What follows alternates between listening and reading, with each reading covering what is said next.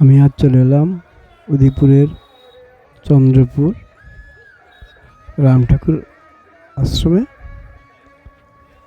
এখানে রামচন্দ্র দেবের ৩৪তম বাৎসরিক উৎসব।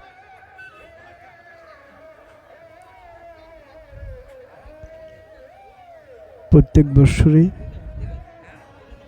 খুব সুন্দর করে এই উৎসবটি হয়। এই বৎসরও খুব সুন্দর করে সাজিয়েছে। আমি যাচ্ছি ধীরে ধীরে ভিতরের দিকে। লাইটিং করেছে মোটামুটি সুন্দরভাবেই সাজিয়েছে লাইটিং।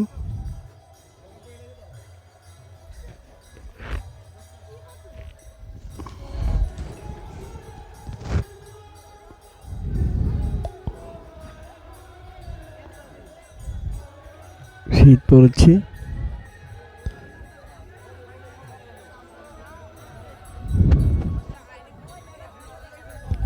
সে অসাধারণ দৃশ্য আমি দেখাচ্ছি। এখানে অফিস কক্ষ, প্রথম ঢুকতে অফিস কক্ষ চোখে পড়েছে।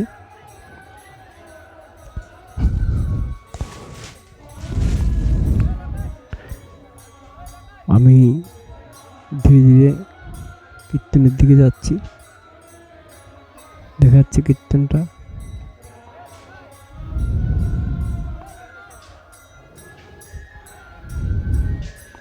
দেখুন এখানে অনেক ভক্ত সমাগম হয়েছে।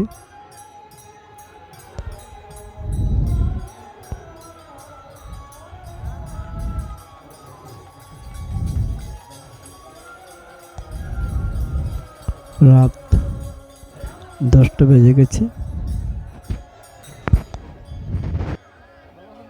তাই আর একটি কীর্তনের দল এসে হাজির হলো।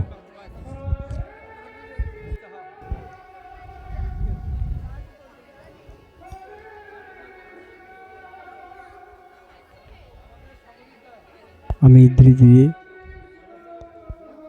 মন্দিরটাকেও দেখাচ্ছি, আপনারা দেখুন সেই মন্দিরটা। আমি যাচ্ছি ধীরে ধীরে।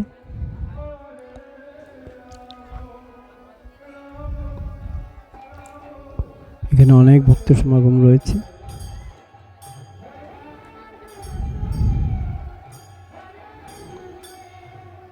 একটি দল চলে যাচ্ছে,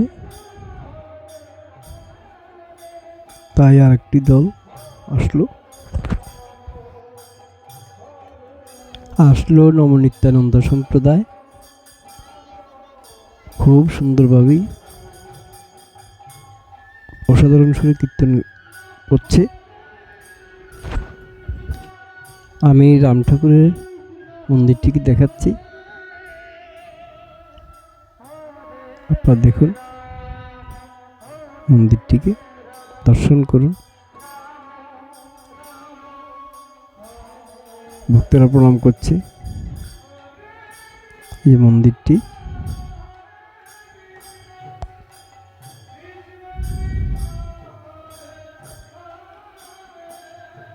রাম ঠাকুরের বিগ্রহটিকে সঠিকভাবে দেখা যাচ্ছে না।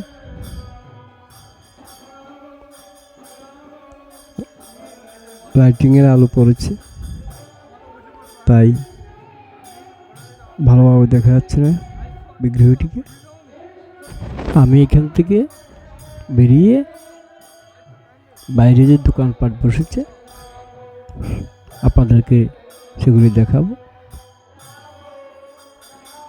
নবনিত্যানন্দ সম্প্রদায় অসাধারণ সুরে কীর্তন করছে। এখানে অনেক ভক্ত সমাগম রয়েছে। এই শীতের ভিতরেও ধৈর্য ধরে বসে কীর্তন শুনছে।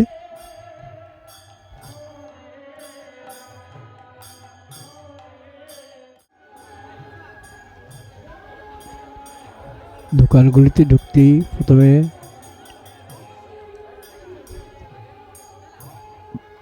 চোখে পড়েছে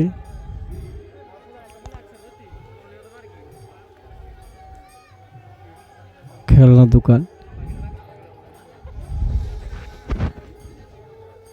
এখানে চানাচুরের দোকান।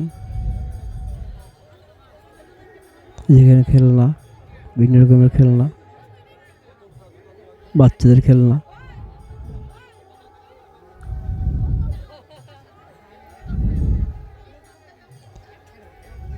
আমি দুই সাইডটি দেখাচ্ছি, বিভিন্ন ধরনের খেলনা রয়েছে এখানে।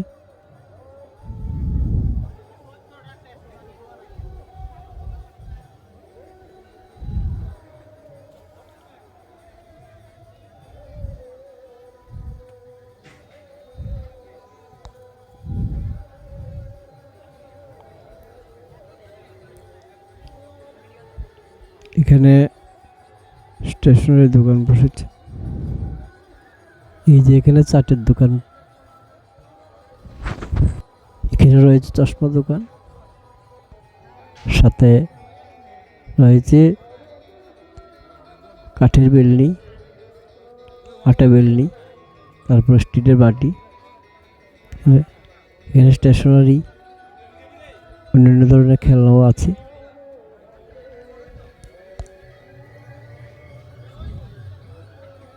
আমি সামনের দিকে যাচ্ছি, এখানে বাচ্চাদের খেলনা।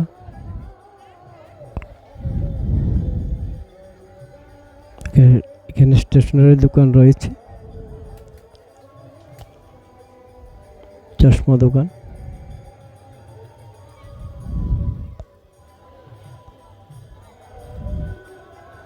বুট বাদামের দোকান,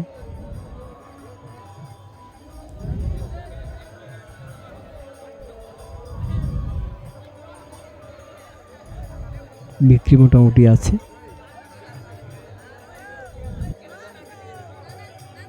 আজ এই পর্যন্তই, পরের আরেকটি ভিডিওতে দেখা হবে। সবাইকে নমস্কার জানিয়ে এখানে শেষ করছি।